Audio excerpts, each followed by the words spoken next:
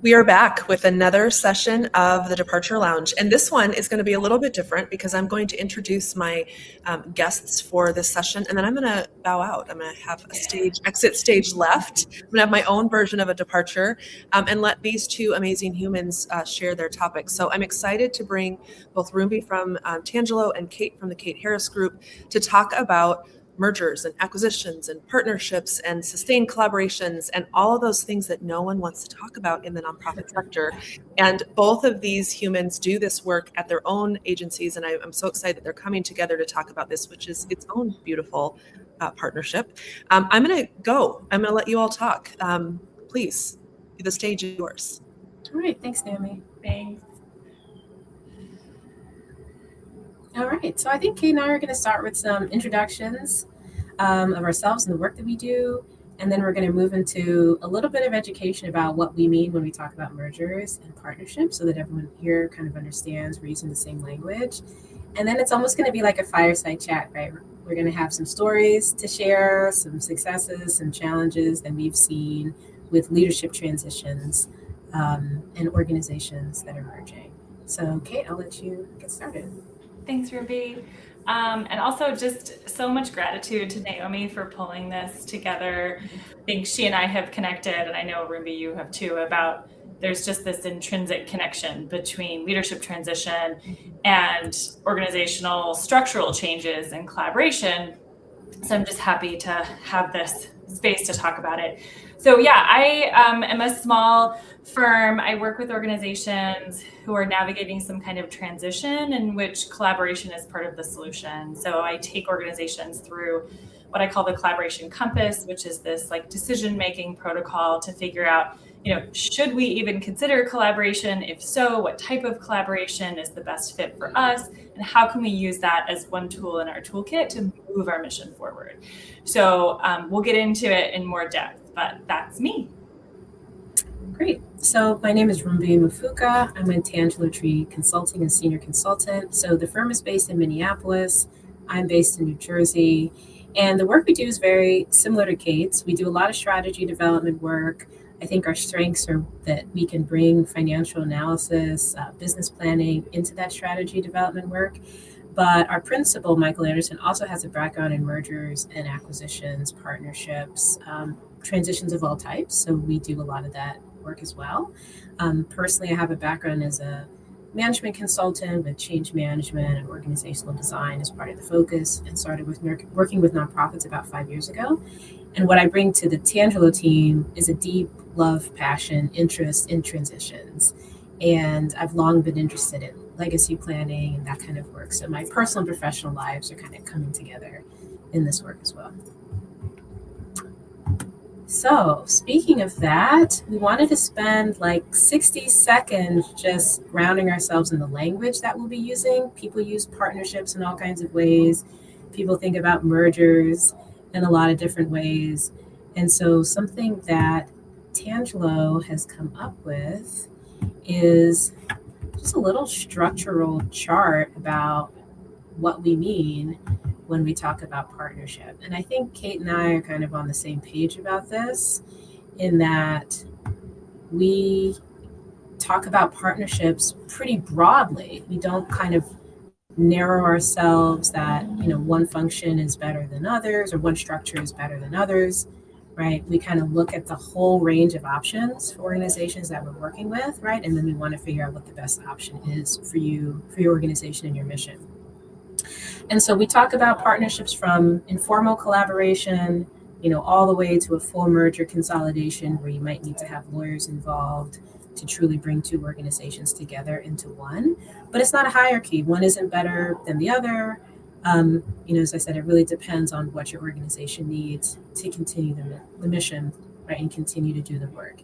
Today, we're going to talk specifically about partnerships or transitions that have leadership change, right, or leadership transition. And that can happen in any of these structures. Frankly, it can happen with an informal collaboration, and it can certainly happen when you're doing a full merger and consolidation. So that's a little context about what we'll be focusing on today. So Rumbi, can I add one thing about that? Yeah, of course. I think we've done such a good job in the sector of normalizing things like board development and strategic planning, and saying, like, if you're a good nonprofit, you have to be a strategic thinking nonprofit and you have to engage in strategic planning, right? But I think that this issue of structure is really left out of the conversation a lot. And so I think this grounding in some of the language is really helpful, and it gets into some things around kind of org design and structural change. And not always do I come across organizations where the mission of the organization is aligned with the way that it's structured. And I think a lot of folks think like, oh, well, I'm a 501c3 and that's my structure. But there's a lot of these business structures, right, that that kind of fill in that space. So I like to think about it like, if the mission is the destination, the structure is the vehicle that you're taking to get yourself there. And sometimes you might not be in the right vehicle, right? You need to be in the right kind of vehicle that's suited to go the distance. And so really, I think a lot of this collaboration work is about alignment between mission and structure. Does that make sense? Excellent point, Kate. And we have the privilege of talking about who are the passengers in your vehicle, right? Yeah. So do you have the right people in the right seats in the vehicle, right, to get where you're going? That often starts with leadership, not always, but that's what we're going to talk about right here today. Yeah. So we're going to just go through some case studies, some examples in our own work, and make a couple of points about leadership transitions when it comes to structural change, when your structural options have changed, or even before, maybe you've made some of those structural decisions. So the first story I want to share is about a multi-party asset transfer that we did with an organization. Initially, it was a strategy development kind of business planning project. They were having some financial challenges and they were looking to change the structure, right? So to your point, Kate, they thought that they really needed to restructure the organization so that they could continue the mission.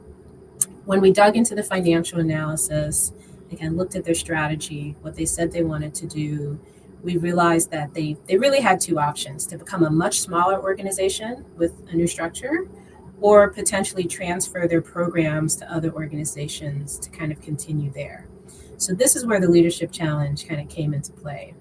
The board initially was fairly interested in a smaller organization. They'd been around almost 30 years. They had been a smaller organization at some point. So they thought, okay, why can't we go back to that, as an option? The leadership of the organization was not interested in running a small organization, right? She had started with a small organization 14 years, when she became the CEO. As we know, executives who are running small organizations end up wearing a lot of hats. You kind of lose that middle management infrastructure that she had spent 14 years, right, building. And she said, I know we could technically function in a smaller structure, but I do not want to be the leader of that organization, right? So then it came back to the board, and the board ultimately decided that they didn't have the capacity or interest in running a small organization, which was also an option. And they didn't really have the timeline, the financial runway to do an executive search, right? To find an interim director, to figure out who would lead the small organization. And so they ultimately prioritized the mission, the programs they had been running, and said, let's take the option of transferring these assets to other mission-aligned organizations. And so that's what they did. It was interesting for us because we didn't really anticipate that tension kind of between the CEO, and the board. We're so used to, I think it comes down to like normalizing endings. We're so used to CEOs wanting to hold on to the organization kind of no matter what, or boards, right, insisting we got to hold on to the organization no matter what, that they end up delaying or impeding a potential transition, right, into a new structure or a new design or new leadership. They hold on to what they have and they hold on to that structure. But in this case, the leader was very honest about not wanting to lead this organization in a new structure. And the board was pretty self-reflective in that we can't run it. We don't have the capacity, right, to run it without a leader in place. And so maybe it's time to let this go, right, and allow these programs to move to in this case, 4 other organizations. And so I think that's a great example of kind of prioritizing the mission over the structure in this way, and say we're not going to hold on to the structure. We're not interested in perhaps a new structure, even though that's a viable path. We're going to prioritize the mission and let it live, in other organizations. I love that. And I think this leadership tension between the executive director or the CEO and the board is so common. And I have thoughts about this too, but do you have anything that I'm thinking about people who might be watching this later and bumping up against that? And is there anything that you all learned in that process that can help other people when there is this board leader tension about, what to do? Yeah. I think it really helped.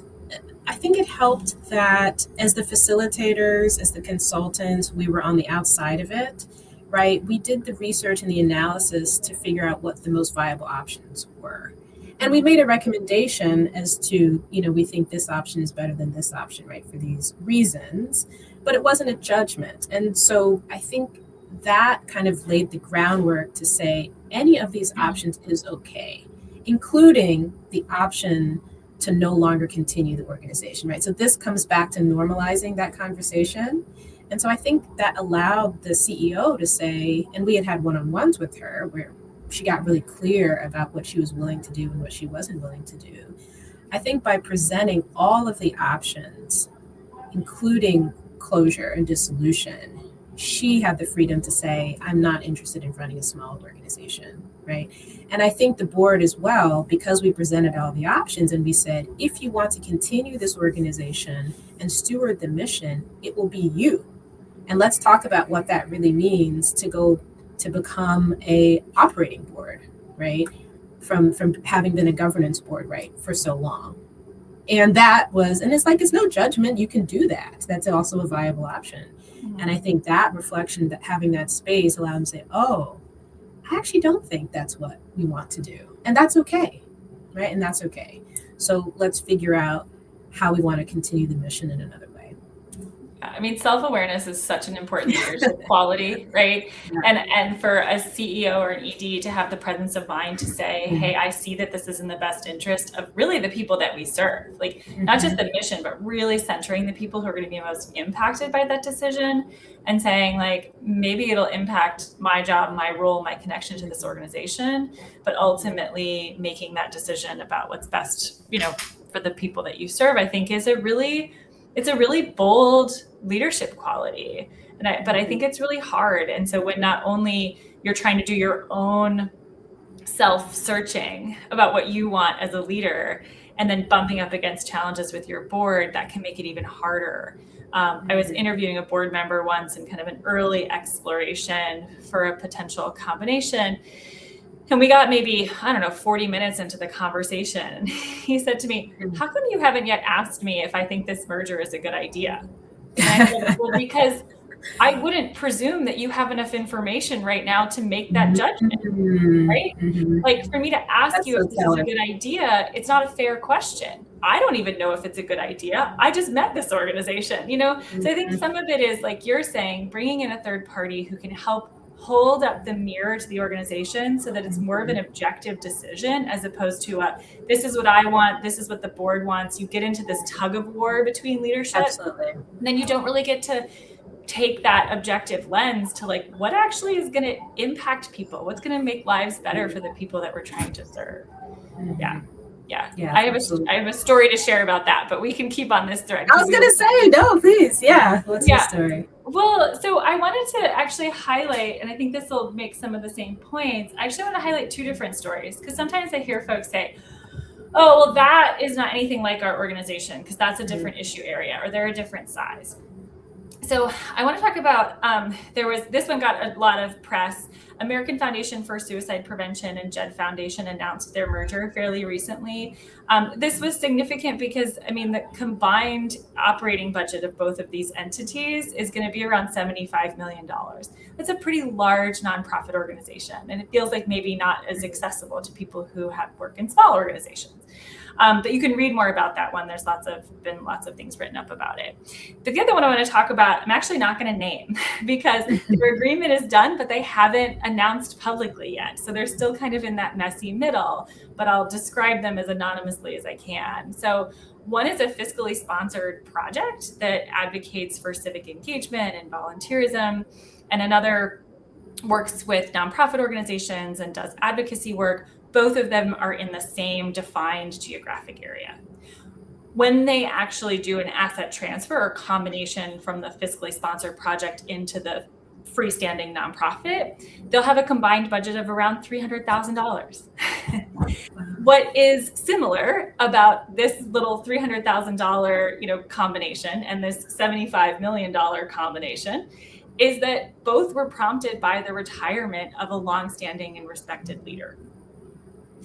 And there's something about retirement that kind of frees up conversations that might not have been possible when that longstanding leader was in place. I think it's why we're having this conversation in the context of people leaving, right? There's lots of different ways that people leave, retirement being one of them. And because retirement tends to be planful in a lot of instances, it allows for these conversations to evolve organically. And so many of the most successful collaborations that I work on, and that I'm sure you work on too, come from organizations who start to have the conversation in an organic and authentic way, who collaborate in small ways over many, many years and build trust with each other, and then get to that point where they take the big leap, right?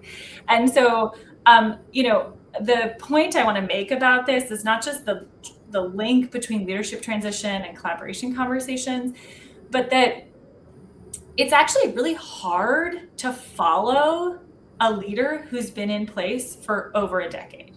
Mm-hmm. So in the case of AFSP, that CEO was in that position for 25 years. Those are really hard shoes to fill. And there's a reason why in our business, when I see the person who comes in, the new leader, following a longtime leader really struggle to be successful, the word that we use is the accidental interim. Absolutely. And there's data, there's studies out there. Yes. That the person following the founder, they last 18 months, on average. At the most, right? It's not a great position to be in. And there's a reason for that. And so I think it's part of why in this work, when we're thinking about the cultural due diligence of this, asking questions about the organization's experience with change management, asking about the career goals of senior leadership and how this combination might impact them in their role, because it's not just the CEO, right? It's the CFO. It's the person who's been doing your bookkeeping for 25 years, right? And isn't going to retire yet, right? But wants to in the next 5. Asking really honest questions about people's careers, and even ego comes into play, right? It's okay to name it and ask people, hey, can we try to check your ego at the door here? Because that seems to be coming into the conversation, and refocus on the mission. And I just think that it's important to say that sure, we want to prioritize the mission over the organization, but I think the real bold leader move is to prioritize mission sometimes over your own job, which is exactly to the point that you were making. And that's really hard. And I think leaders need support when they're going through that kind of inner turmoil or turmoil with their board about that decision. Mm-hmm. Yeah. So in that example, Kate, in those experiences, I want to put on my board governance hat because I don't think we talk enough about boards, and I love boards, and they give me so much stress. What was your experience in the board, in terms of the board, either supporting the process or understanding the process? What role did they play in kind of getting that clarity with leadership? Yeah, so I'm not as familiar with the JED AFSP one, but I can tell you from other projects, I think, to me, when we start a project, one of the first things that after we come up with like a rationale for even exploring this, one of the first exercises I like to do with boards is to get all their questions out on the table. Like, what are the questions that you feel you need answered for you to make an informed decision about this? Because my point is not to drive you towards merger, right? Or to put that even on the table as a binary of like either it's merger or nothing, right? We're trying to be more expansive in our thinking about collaboration. But what are the questions that you need answered? Because at the end of the day, you're the one that has to stand behind your decision. I'm going to come and go from this, but you as a board member are going to have an opportunity at some point in this process to vote your conscience. And I want to make sure that you're doing that from a really informed place. So what can I do as a consultant to understand the questions that you have, no matter how big or small, and you wouldn't be surprised, but some people would be surprised. Yeah. The questions that people prioritize, right? And let's get the answers to those questions before you're asked to, weigh in on whether you think this is a good idea or not. And so I think just really involving them from the beginning and finding out what they care about in this process is how you start to unlock the conversations that have to happen to get to an informed decision. Yeah, I 100% agree. And I want to put in a plug for boards, if they're board chairs thinking about this. As we said, I think in my example, boards and the staff or the leadership may be in very different places about this process, right? Or the direction the organization should go, which I think is one of the reasons why both of our firms take an expansive approach. We're generally not coming to these conversations, right, with a deterministic approach, right, or an outcome. Now, sometimes it is the case that by the time you reach out for help, your options may be more limited, right, than they would have been kind of prior to that. But I would say in the work that we have done, no matter the state of the board plays a role. And what I mean by that is you may have a founding board, you may have an operating board, a governance board, you may have a board that's very hands-off or very hands-on. In the example that I gave with the multi-party merger, tensions were high between the board and the CEO, and they had been for some time. I wouldn't call them a fully like a high-functioning relationship necessarily.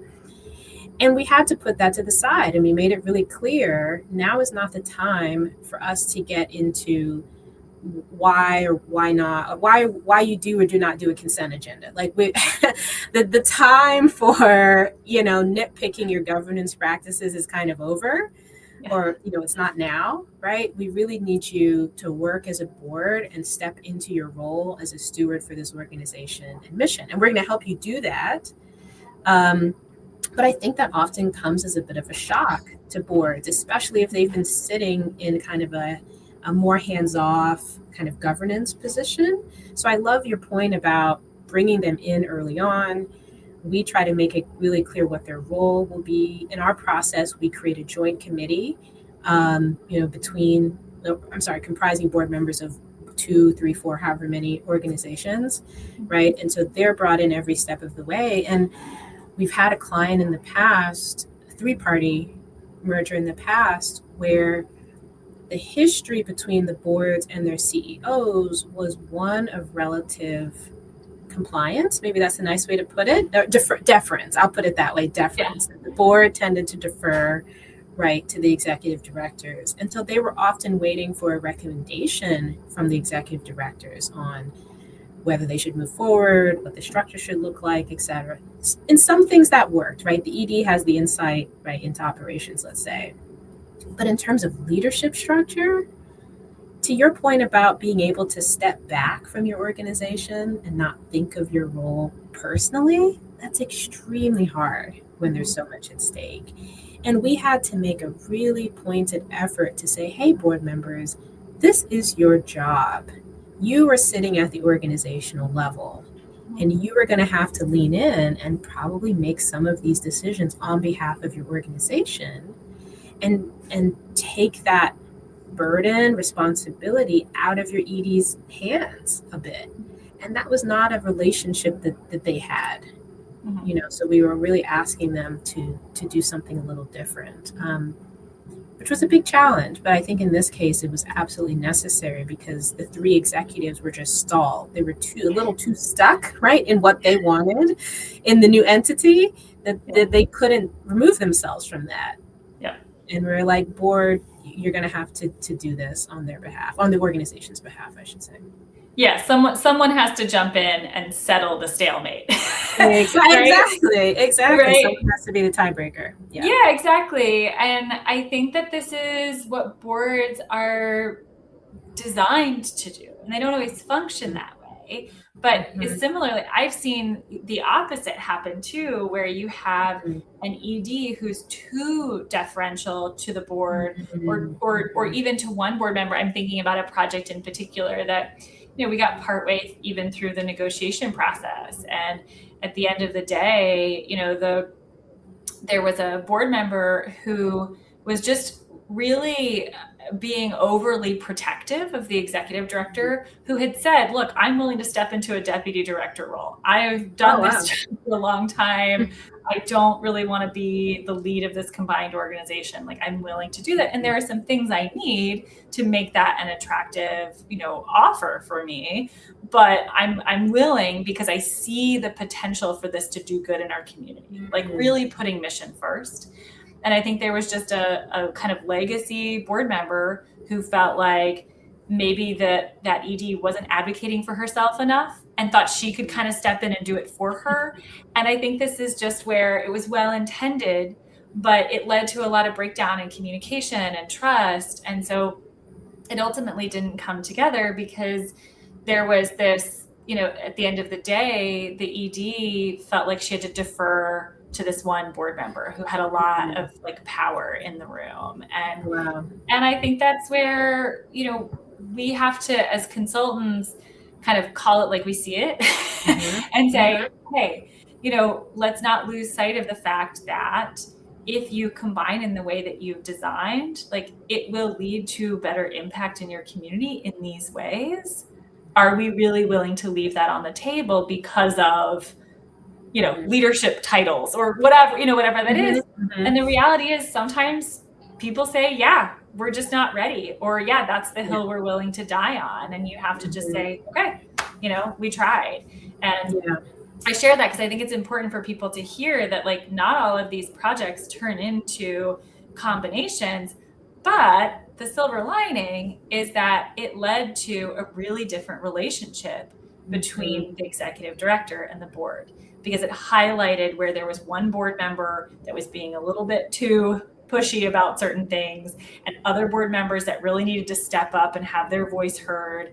And it prompted some really important governance conversations between the board and leadership that now that organization has been able to move forward on some things that were kind of stuck for years.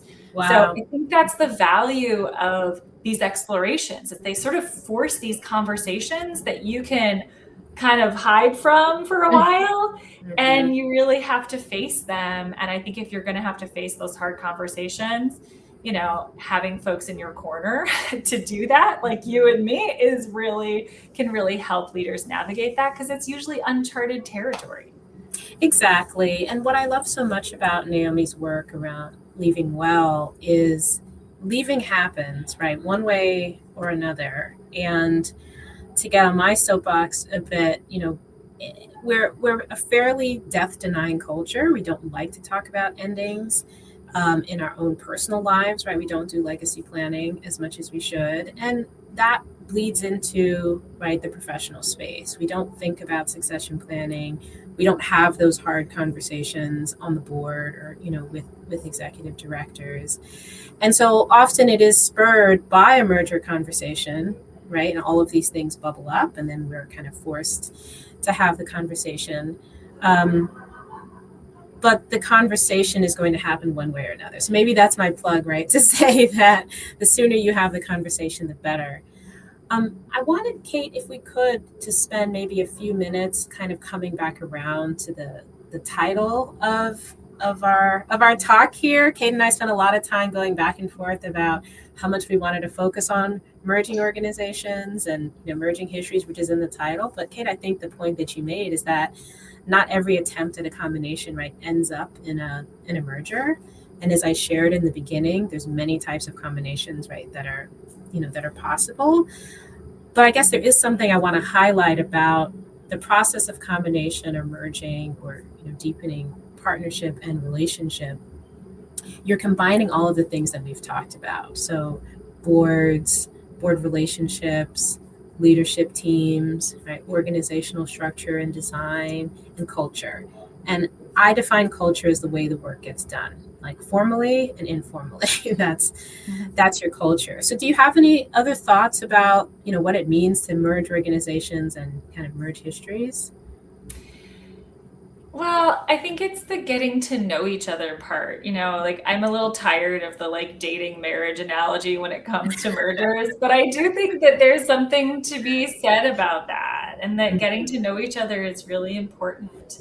And I always am encouraging people to lean into curiosity, because while the way that your board does it might be very familiar, there's a chance that there might be a better way. And some of the things that have frustrated you about your own board, you might see in another organization and think to yourself, gee, that's kind of great that they do it that way. Like I think let's try that out. So I just think this idea of organizations having enough trust to sort of pull back that veil of secrecy and like reveal themselves to each other in a more intimate way really leads to so many epiphanies and lessons learned. And if you lean into that curiosity, it can lead to so many great ideas, versus if you arrive at that table with fear as your like leading thought, all you're going to want to do is protect your own. And that's at the end of the day really not serving the people that we should all be centering in this. A person on their worst day shouldn't have to navigate your organization's schedule, website, location, and operational decisions in order to access housing, food, and a safe place to be, right? Like those are the people that we need to be centering in all of this and coordinating services. That's what it's really about for me. So yeah, I just think this mission-centric thing is so important, and people leaning in with curiosity as opposed to fear, I think leads to some really, really cool work. Yeah, I totally agree. That curiosity, like as you said, allows you to explore things that you hadn't considered. It ties to our shared approach of putting as many options on the table, right, as possible. And so if you're going into that with curiosity, you may not end with a merger at the end, but you're going to learn so much in the process. You gave some great examples about the board, CEO dynamic that changed. I think with our kind of multi-asset transfer process, relationships were mended between the board and the leadership, right? They both rallied around this idea of we are going to move our most valuable work and maintain that and dissolve, right, the organization at the same time. I think it created a relationship that they couldn't have had otherwise, because they were stuck in this kind of disconnect until they got some clarity, right, on how to maintain the mission. It's really powerful work. I think if organizations allow themselves to explore it without a destination in mind, it can be really eye-opening. And then the destination that you do arrive at is going to have that much more value. Yeah. I think we'd be remiss to not acknowledge that some folks are arriving at this concept of collaboration from a real position of desperation right now. Yeah, right. And I think that, that is very understandable. And I think it's all the more reason to stay open-minded about the possibilities, right? Yeah. Because there are ways to move your mission forward without it living within the entity that it was born in, and so I think that, we are sometimes restrained by the structures that we're most familiar with. But when you sort of open up the floodgates of possibility, I think even in a position of desperation, yes, it can narrow your options. But if you can get curious about it and get really clear about what is essential to your work, sometimes there are things that can move forward and aren't left behind, because I think you can do a lot of harm in communities when you close suddenly, or when programs kind of quietly disappear. So instead of like naming that this organization is closing, they just like stop offering after school programming, and a bunch of families are out their plan for after school care, you know? And it's just like kind of quiet ways in which we take a wait and see approach that I think can be quite harmful in the communities that we've worked to build a lot of trust in. And so regardless of your starting point, if you're in a really strong position and you're exploring collaboration, great. If you're in a really desperate or kind of weaker financial position, great. It's still okay to be curious about what's possible. And I think if you just take the collaboration conversation off the table for no other reason than you have some stigma around it, right? Or some fear around it, you're limiting it's self-limiting, right? As opposed to being curious about what might be possible. And so I just hope folks that see this, see that whatever your starting point, it's just a tool. It's just a tool in the toolkit. It's worth being considered, and you know, you can decide what to do with it. Absolutely. We don't like quiet quitting personally, and we don't like quiet quitting with our organization. So that's right. That's right. Don't do it. Yes, exactly. Thanks, Naomi. This has been so good. I was actually just trying to come on to say, are you almost done? But here I am on stage with you. No, we're done. It's perfect now we're timing. talking about quiet quitting, and nobody wants to talk about that. I feel like you both have gone so deep in some things, and then also we could go on for hours and hours on the topic, because it's really just something that we're not talking enough about. So I'm so thankful that you both joined forces to have this conversation. As we kind of wrap up with the both of you, what is the one thing, like if they didn't already get something else, what's the one thing that you want someone to walk away and either be able to share this with someone and say, you really need to listen because of this, or something that you're just hoping they ponder a little bit as they walk away? I just want to say, like, call Rumbi, call Naomi, like, call Kate. Figure this out by yourself. Like, don't try to. There are people who've walked this path, and truly, like, any ED that I know that has been down this road is happy to tell their story and what they learned from it. So, like, please don't try to walk this path by yourself. Reach out. People have been there before. You just have to find them. And if you can't find them, call me, call Rumbi, call Naomi. Like, we'll help you find those people. Yeah, I love that you said that. And I say this all the time. We are not talking enough on LinkedIn about these topics. And so you do have to reach out to say, hey, can you give me some ideas? And I love, Kate, that you said that. Any of the people that are on the Departure Lounge are so happy to have a call with you at no charge to just say, what do I need to know? What am I not thinking about? So I'm glad that you brought that up. Rumbi, how about you? What's the last thing? Yeah, a couple of takeaways. It's never too early to start these conversations, but it can be late in that you limit your options, right? As Kate says. So start as early as possible. It doesn't have to be on your radar. You don't have to be prompted by a merger, that's imminent. You don't have to be in financial stress. You could be in a strong place. You could be in a weak place. Like, it's never too early to start these conversations. And one other takeaway, we kept coming back to mission, and I just want to hammer that point. It takes time to build the muscle that prioritizes the mission over the organization, right? But once you have it, and once we facilitate that space for you, if it's not a muscle that you've exercised, you'll start to make decisions through that lens. And those decisions will be decisions, frankly, that you can stand behind, I think, as Kate said in the beginning. So start working that muscle about mission, and call us, right, to help you navigate some of these challenging situations. I love that. And putting on my board chair hat, I would also direct to the other board chairs and the other board members that are watching this.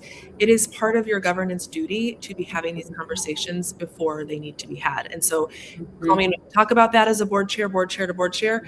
But you're not doing the job if you're not bringing kind of these landscape, future looking views and into your conversation. So you can find Kate at kateharrisgroup.com, and you can find Rumbi and her team at tangelotree.org. Is that correct? That's right. Okay. Thank you both for joining me. Thanks for all of the work and impact you put out into the world. Thanks for joining me. Thanks so much. Thanks, Rumbi. Thanks, Naomi. Thanks, Kate.